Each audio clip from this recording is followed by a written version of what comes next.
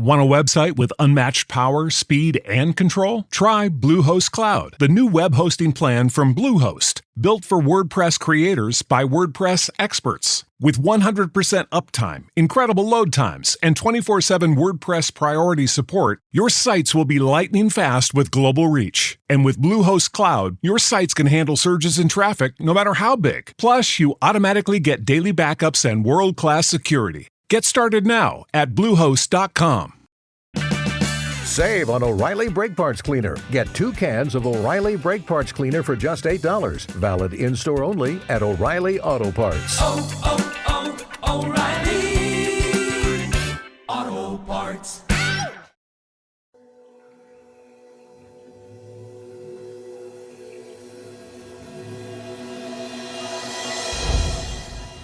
Previously on B1 Gang Adventures. Lagot kuya, hindi yata ako makakapasok.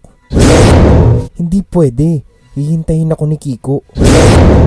Natutulog ka kasi kaya hindi na namin sinabi sa'yo. Makitawag ka na lang sa kabilang bahay. Paano kung sitahin ako ni Daddy? Alam mo naman yun. Mula nang gulpuhin ka ni Tandang Ben ayaw na halos tayong palabasin ng bahay. Baka ho kaya pinaiwan ni Miss Puzo ng pinsan ko. Bilis-bilisan mo ang paghakot, Alex. Mahirap na at baka may dumating. Ito siguro ang mga nakatago sa CR na sinasabi ng magkapatid na Gino at Joe. Anong nangyari? Bakit ngayon ka lang? Pambihira ka naman. Hindi ka man lang nakaisip na tumawag. Tama, let's do it.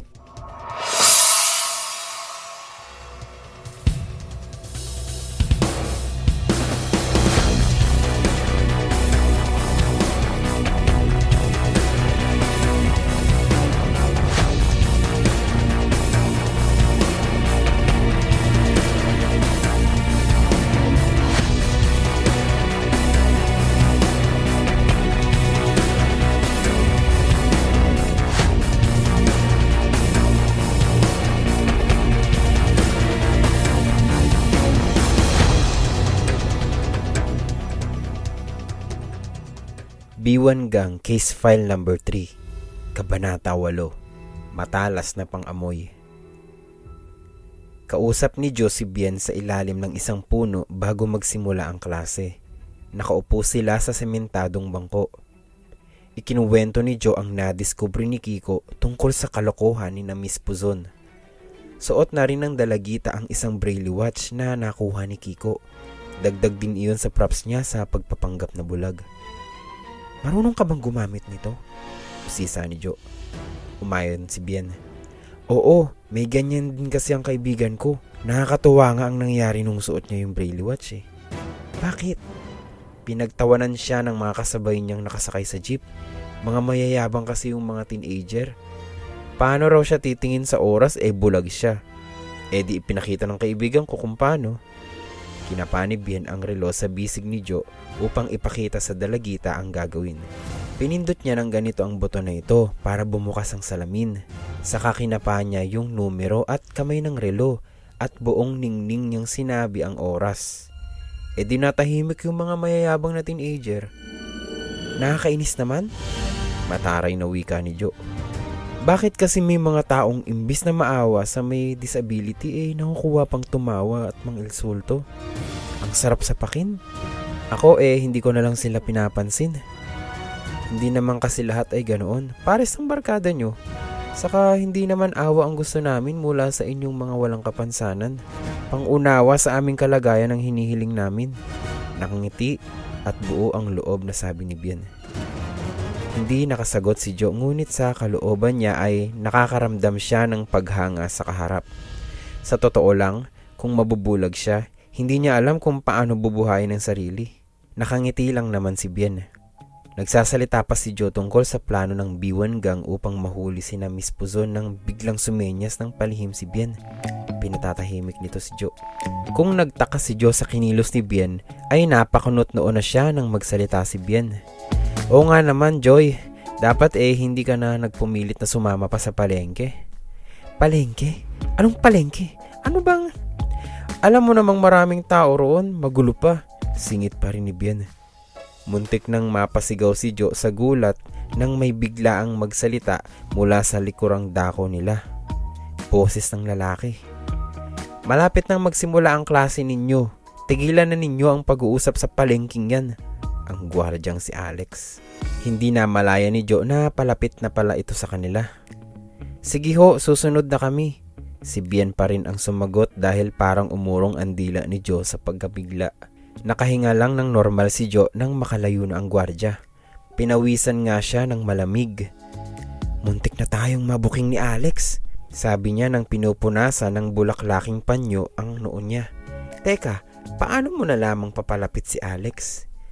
Nagtatakang tanong ni Jo sa kasamang bulag.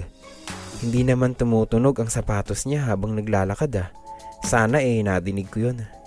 Ngumiti si Bien. 3 flowers. Maikling paliwanag nito. "Anong 3 flowers?" "Iyon ang pamada ni Alex. Naamoy ko kaya alam kong papalapit siya."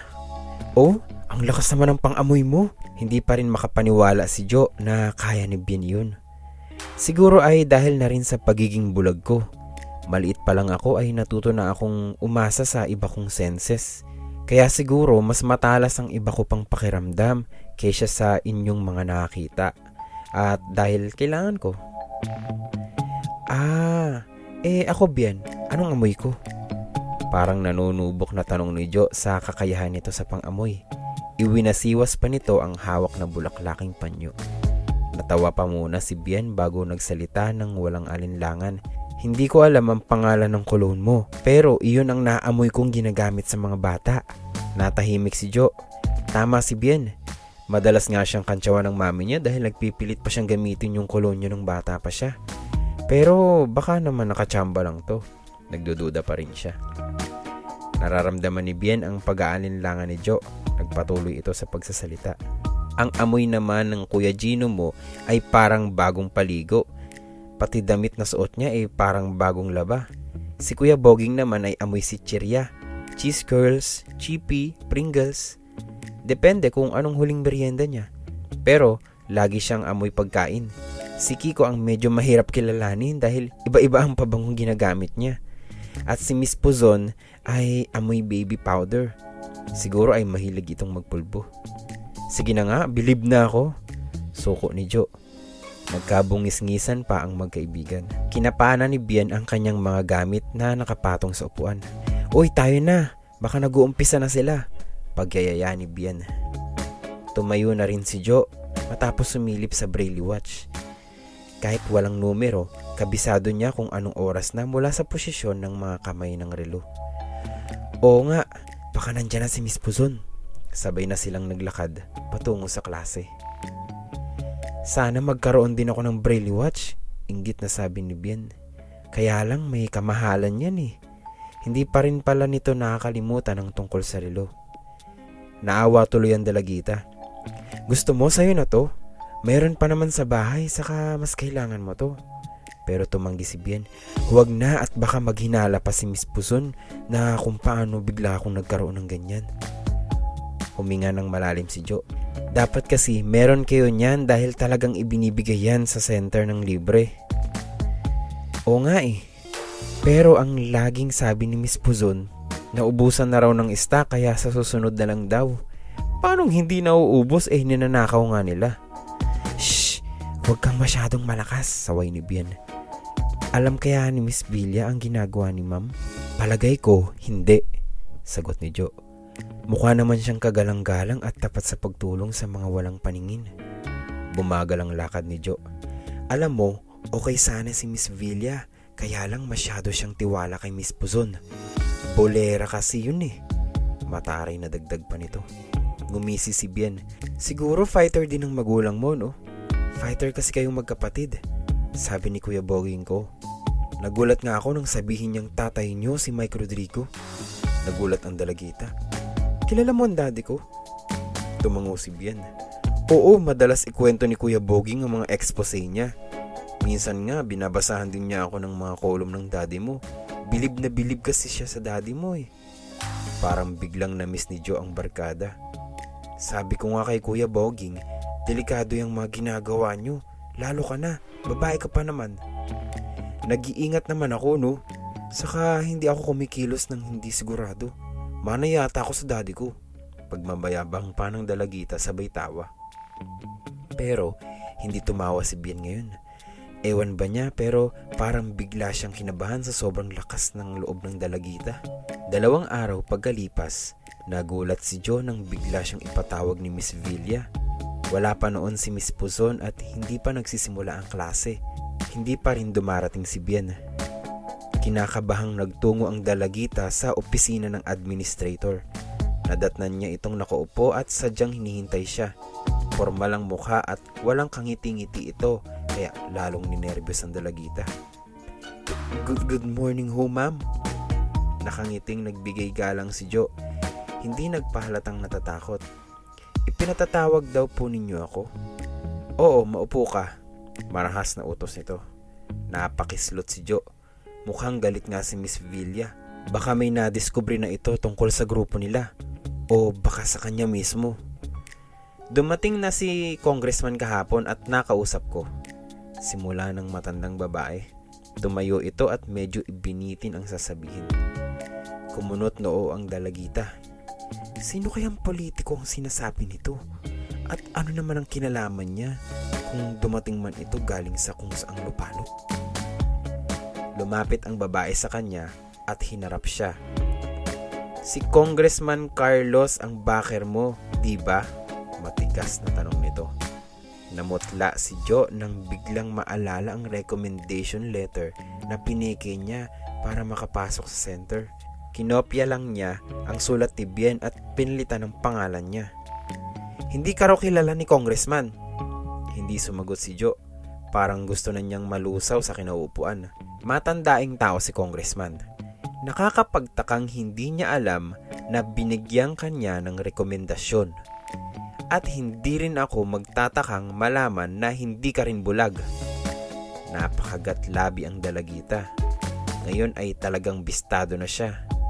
Hinihintay na lang niya na talagang pagalitan siya o kaya palayasin siya ni Miss Villa. Ni hindi napansin ni Joe na pinipilit na niyang hawakan ng panyo.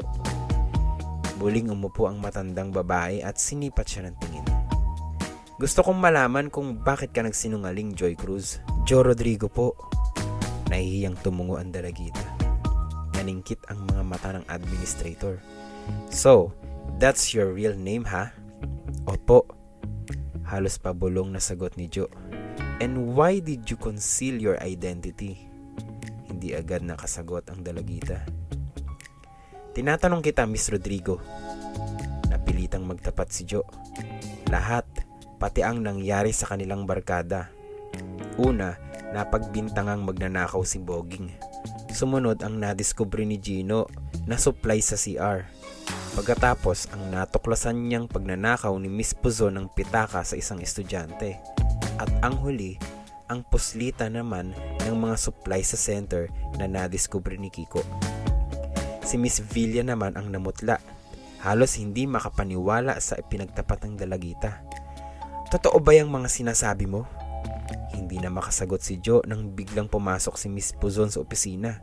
Mahigpit na nalamukos ni Joe ang hawak na panyo. Ngayon ay lalong kinabahan ng dalagita. Hindi niya alam kung kanina pa ito nandoon at nakikinig. Siguradong hindi rin iyon na malaya ni Miss Villa. Dahil mukhang nagitla ito sa mga ipinagtapat niya. Basta nahuli ni Joe na tiningnan siya ng masama ni Miss Puzon.